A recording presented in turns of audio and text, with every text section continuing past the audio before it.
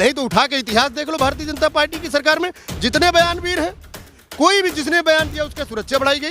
कमाल है ये सरकार। मैं देख रहा हूँ भारतीय जनता पार्टी के जितने भी प्रवक्ता हैं आजकल टीवी डिबेट में कोई नहीं आ रहा। आप कहते हैं सबका साथ, सबका विकास, सबका विश्वास, तो ये कौन सा विश्वास है जो एक वर्ग को नहीं? आप बताइए ना, केवल लट्ठ टूटने का काम हो रहा है। माफी मांगने से बात थोड़ी बनेगी। इस तरह तो हम किसी का गला घोट दे माफी मांगने, बिल्कुल भारतीय जनता पार्टी चाह रही थी, ये चाह रही थी कि ऐसा ये लोग करें, और उसमें हमारे मुस्लिम भाई आ गए।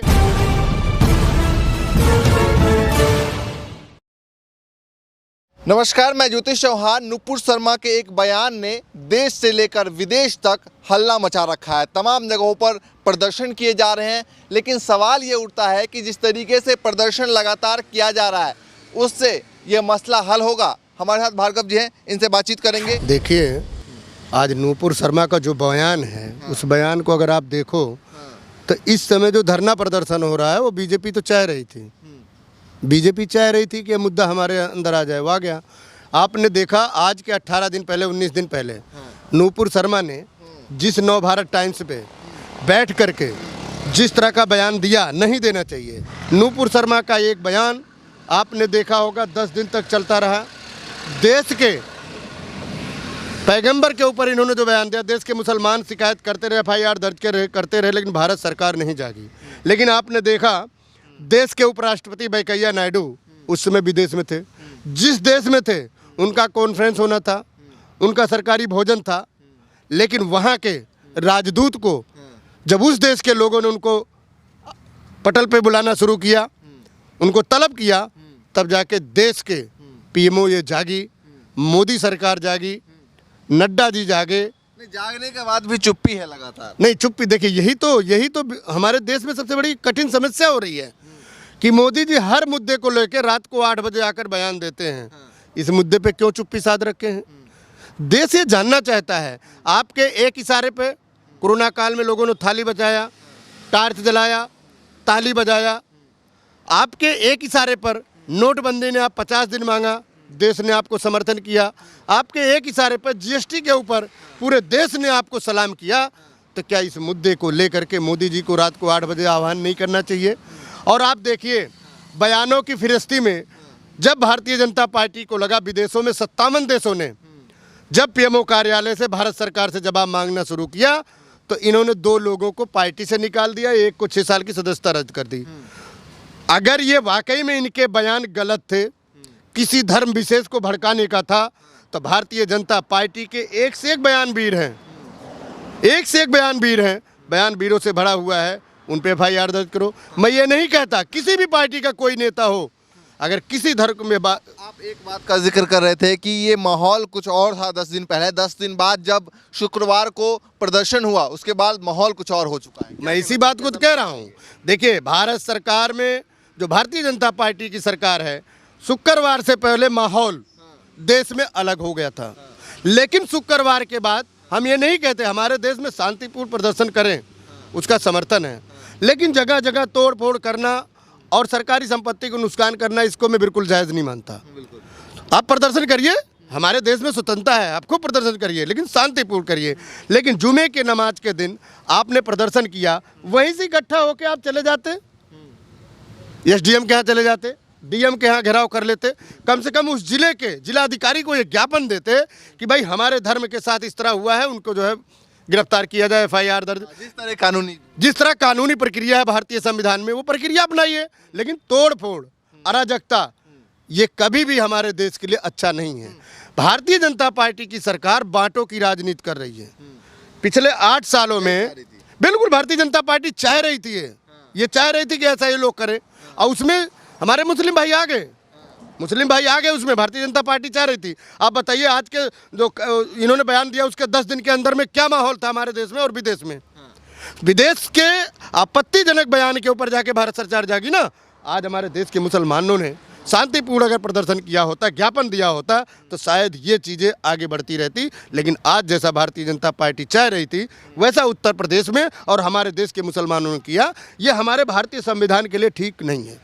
फिलहाल की स्थिति में जो तस्वीरें सामने आ रही है, 2 लोगों की गोली भी लगी है, उसकी मौत भी हो चुकी है। कई जगहों से तस्वीर निकल कर आ रही है जहां पर थानों में पीटा जा रहा है, तमाम जगह की तस्वीर सामने आ रही है। देखिए, अभी उत्तर प्रदेश के एक विधायक हैं, उसमें जो वीडियो वायरल हो रहा है, सही है कि गलत है, मैं उसके क्लेरिफाई नहीं करता।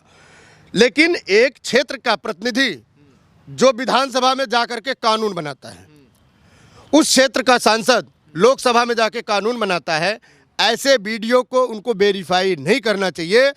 हमारे संविधान में किसी भी कानून में ये नहीं है कि पुलिस वाले जिनको पकड़ के अंदर लाते हवालात में डालते हैं, उनको आप जो है मारने और पीटने का अधिकार नहीं है। उसको सजा कानून देगा, कोर्ट देगा। कोर्ट अगर उसको दोषी मानता है तो सजा उसका मुकर्रर है, उसको माना जाता है। लेकिन क्या वजह है हमारे देश में जब से भारतीय जनता पार्टी की सरकार आई है, केवल लठ टूटने का काम हो रहा है। आप बताइए, मारपीट लठ से क्या देश में अराजकता खत्म हो जाएगा? भड़केगा। और युवा को भड़काओ मत। एक सवाल ये भी है, वो बीजेपी कह रही है कि हमने तो पार्टी से निकाल दिया, अब हमारी पार्टी के सदस्य नहीं है, अब जो भी कुछ है वो पुलिस ने एफआईआर भी दर्ज किया, आगे कार्रवाई जो होगी वो हो जाएगी। नहीं, देखिए, आपने उनको पार्टी से निकाला, ऐसे बहुत सारे आपको चश्मे दिखा दूंगा जो भारतीय जनता पार्टी ने इस तरह बयान दे करके पार्टी से निकाला, फिर पार्टी में ले लिया। आज मैं कह रहा हूँ 6 महीने बाद नूपुर शर्मा जो है भारतीय जनता पार्टी में दोबारा पदस्थ होंगी। आपने एफआईआर दर्ज करके अगर तत्काल भारतीय जनता पार्टी, मोदी सरकार अगर उनको गिरफ्तार कर लेती, जेल में डाल देती, आज ये देश का माहौल ऐसा नहीं होता। भाई, मुस्लिम समाज क्या मांग कर रहा है कि भाई हमारे पैगंबर पर जो आपत्तिजनक टिप्पणी की गई है, इनको गिरफ्तार किया जाए, कानूनी प्रक्रिया के तहत सजा दिया जाए, जो जायज़ हमारे संविधान में। लेकिन भारतीय जनता पार्टी ऐसा ना करके देश में बांटों की राजनीति कर रही है, नफरत फैला रही है।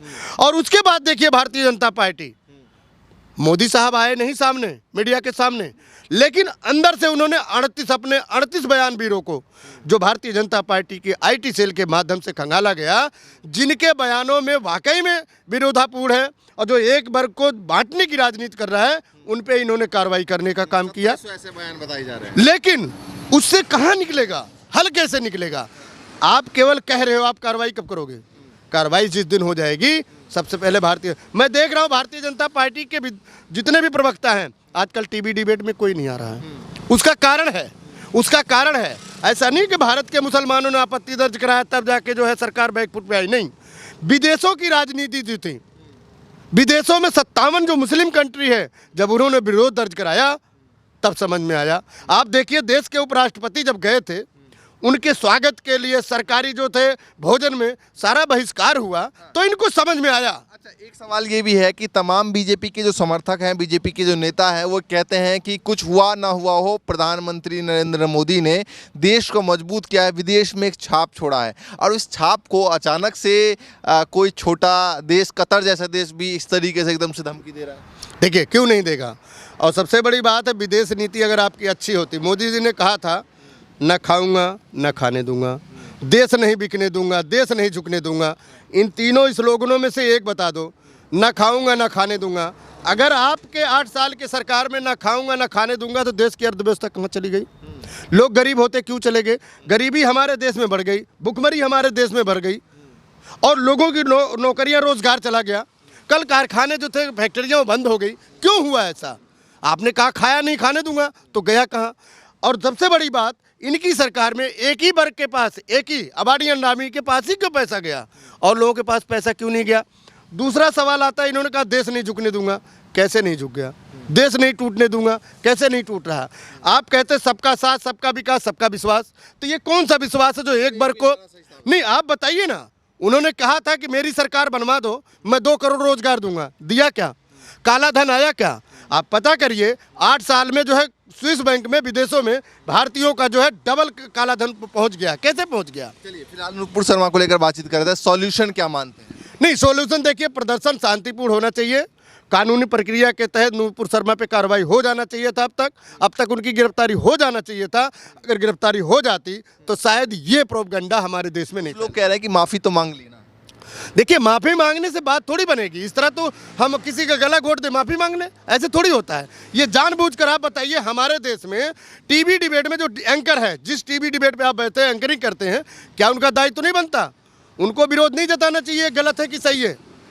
उस टीवी चैनल पे कार्रवाई क्यों नहीं होता? जहाँ पे इस तरह के प्रोपगंडा फैलाया जाता है, हिंदू मुसल बैठा करके देश में नफरत की राजनीति की जाती है, क्या उन चैनल वालों पे नहीं करना चाहिए? होना चाहिए। उन चैनल वालों को रोटी से कोई मतलब नहीं है, रोजगार से कोई मतलब नहीं है, शिक्षा से कोई मतलब नहीं है, स्वास्थ्य कोई मतलब नहीं है, बेरोजगारी से कोई मतलब नहीं है। किसकी बात कर रहे हैं आप? आज देश में अर्थव्यवस्था माइनस में चला गया, उसकी चर्चा उन लोगों को नहीं है। नौकरियां खत्म हो रही, उसकी चिंता नहीं है। 4 साल से भारतीय जो है आर्मी में, सेना में भर्ती नहीं हुआ, उसकी चिंता नहीं है। तो किसकी चिंता है? अच्छा ये बताइए, 2000 कुछ लोग कह रहे हैं कि 2024 के लेकर भी ये तमाम माहौल बनाए जा रहे हैं, ये इस बातों को कितना सच्चाई मानते हैं? नहीं, बिल्कुल ये बात तो सही है। भारतीय जनता पार्टी, आप देखिए लोकसभा का चुनाव 2019 में पुलवामा कांड हो जाता है, हमारे सेना शहीद हो जाती है, उस पर क्या निष्कर्ष निकला? आज तक 300 किलो आईडीएस जिस बैन में आया उसकी जांच नहीं हो पाई। ये हमारी सरकार है। आखिर वो आईडीएस आया कहाँ से? जो देवेंद्र एसपी था, देवेंद्र सिंह, आज तक उस पर क्या कार्रवाई हुआ? तो ये बहुत सारी सोचने का विषय है। अगर हमारे देश का 42 जवान खत्म होता, आपने किया क्या? आज तक जांच का निष्कर्ष निकला क्या? कहाँ है जांच? वो कैसे पता लगा? 2022 में आप चुनाव जीते, अब 2024 में वही लेके आप आ रहे हैं। ये आखिरी सवाल मैं ये पूछना चाहूँगा कि क्या लगता है कि जिस तरीके से विरोध हो रहे हैं विदेश से लेकर देश में तमाम जगहों पर, क्या लगता है नुपुर शर्मा पर कार्रवाई हो पाएगी? नहीं, देखिए मुझे नहीं लगता। नहीं, मुझे देखिए, मुझे ऐसा लगता है, जिस तरह आपने देखा होगा कोरोना काल में, जब कोरोना में लोगों को रोटी नहीं था, साधन नहीं था, रहने को घर नहीं था, पैदल चल रहे थे, पैरों में चप्पल नहीं था, तो उसमें सुशांत शर्मा राजपूत का केस चला, उसका निष्कर्ष सिफर आया। पूरे कोरोना काल में मरकज को ला के बैठा दिया गया, वो थूक दिया, उससे हो गया, वो कहीं उसका कहीं दायित्व तो बनता नहीं है। तो आज जो नुपुर शर्मा का मामला है, इसको कैसे मान लिया जाए कि भारतीय जनता पार्टी की सरकार में नुपुर शर्मा पे कार्रवाई हो सकती है? बिल्कुल नहीं होगी। कार्रवाई के साथ में उनको सुरक्षा और मिल जाएगी, सुरक्षा मिलेगी, मिलेगी वो मैं और मिलेगी, मैं इसलिए कह रहा हूँ मिलेगी। नहीं तो उठा के इतिहास देख लो, भारतीय जनता पार्टी की सरकार में जितने बयानवीर हैं, कोई भी जिसने बयान दिया उसकी सुरक्षा बढ़ाई गई। कमाल है ये सरकार। वही चीज़ अगर विपक्ष का कोई नेता बयान देता है, उस पर FIR दर्ज करके आप जेल में डालते हो। तो अपनों के लिए क्या करते हो, गैरों के लिए क्या करते हो? ये सरकार इस तरह ठीक नहीं चल रही हमारे देश में। इस सरकार को ये समझना पड़ेगा। प्रदेश में एक चीज़ और रही है कि जो जिस तरीके से दंगा भड़काने वाले जो बयान देते हैं, जो आम जनता बयान देती है अगर कोई, या छोटे मोटे नेता देते हैं, तो उनके ऊपर राजद्रोह का मुकदमा लगा दिया जाता है। नहीं, देखिए राजद्रोह का मुकदमा बिल्कुल गलत है। अंग्रेजों के शासन का ये केस चल रहा है, ये इसको हटाना चाहिए। मेरा कहने का मतलब, मैं तो आपके माध्यम से, अगर मोदी साहब या उनके कैबिनेट के कोई भी लोग इस चीज़ को देख रहे हैं, तो उस पर एक बार विचार करना चाहिए।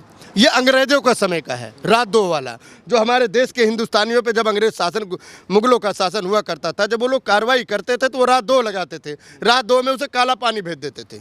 एक ऐसा मुकदमा। आज वही FIR दर्ज करके मानते हैं हमारा विरोध हो सकता है सरकार से, और होना चाहिए, स्वाभाविक है। सशक्त सरकार में विरोधी विपक्ष होना जरूरी है, क्योंकि यही खूबी हमारे देश की है, और हमारे देश की खूबी इसी को लोकतंत्र कहते हैं। लेकिन विरोध करना, उस पर FIR दर्ज करके जेल में डाल देना, ये अन्यायपूर्ण है, ये न्याय नहीं है। चलिए, हमारे साथ तमाम मुद्दों पर इन्होंने बातचीत की और बताया कि किस तरीके से नुपुर शर्मा के बयान के बाद अब बीजेपी उनका जो है एक प्लस पॉइंट भी बन चुका है। और जिस तरीके से हमने देखा कि शुक्रवार को जो माहौल था, उसके बाद का माहौल और उससे पहले का माहौल आपने खुद देखा होगा। तो जो भी होगा, इस मुद्दे पर अपडेट आपको लगातार देते रहेंगे। फिलहाल के लिए नमस्कार।